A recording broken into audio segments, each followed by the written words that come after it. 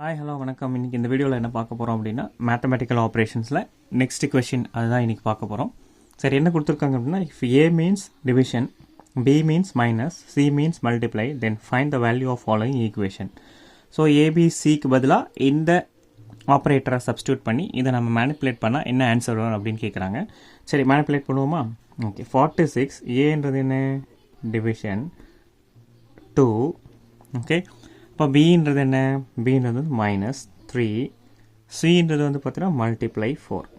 Okay, சரி, இப்போ இதை எப்படி எழுதிக்கலாம்? ஆக்சுவலி வந்து பார்த்தீங்கன்னா இது ஈஸியாக இருக்கும். 46 divided by 2 -3 into 12, sorry into 4, -3 into 4.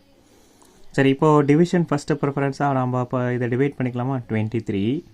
Okay, அப்போ 23 minus 12, so that is equal to 11. இதுதான் நம்மளோட ஆன்சர். ஸோ இந்த சம்மை நம்ம மேனிப்புலேட் பண்ணும்போது நமக்கு என்ன ஆன்சர் வருது?